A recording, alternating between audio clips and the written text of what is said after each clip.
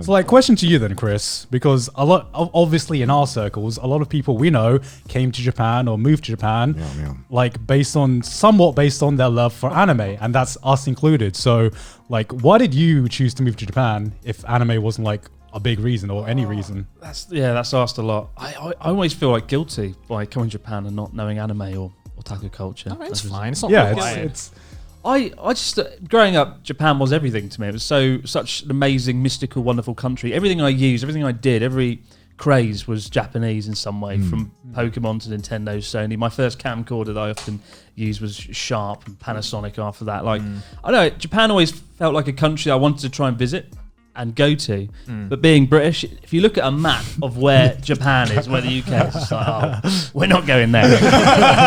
It's so far. Like to North American viewers, though, obviously, it's still pretty damn far. If you look at the map, it's like, oh, it's not that far, it's some water. Yeah. But Japan's so damn far. And so I thought, I'm not going to go there. But then I thought about teaching English, and Japan came up as an option, and it was the only country I ever thought I'd want to teach English in and actually immerse myself and learn about the culture. So in a nutshell, that's kind of it. So even before all of that, like, you were already set on like leaving the UK at one point, or? Oh, absolutely. I always wanted to live overseas and travel somewhere in Asia. Right. And so where would have been your second option if you never got to Yeah, Japan? I was going to ask that. Second option? Yeah. I don't know if there was a second option in Asia. It was kind of like Japan or nothing.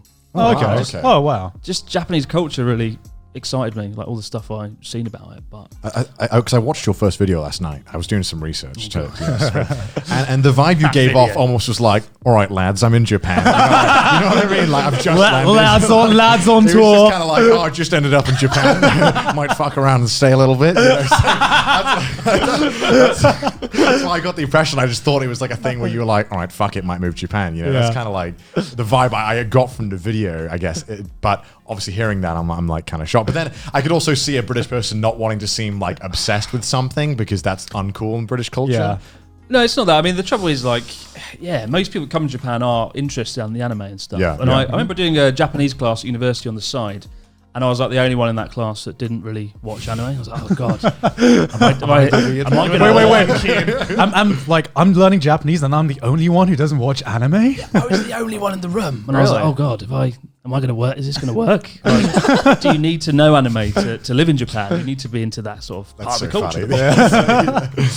But no, I think I was just drawn to like how the culture is very different. One of the things I studied was cultural discourse, which is so boring that I never talk about it. And I was really into cultural discourse and language, and Japan kept coming up in the studies, and that was actually one reason. But I never talk about that just because it's so boring. That's what the podcast is for. This is I never heard of social discourse, so I like, what does that entail? Like, or just like how everything in the culture is just so different, the way people communicate, right? So indirectly. There's such a different mindset in Japan that is so incomprehensibly different to most other countries. And I started learning about that, and I really wanted to kind of immerse myself in that. Yeah, I mean, I think that's definitely true, especially having moved here and lived here for a little bit. We discussed that like a bit on like our last podcast where we discussed Japan. Yeah. So what was it that made you decide to make like YouTube videos about Japan, or was it just you decided to like kind of vlog your experiences? Did you plan that before? Yeah. Or was that just like you turned up and you're like, this seems like a good idea?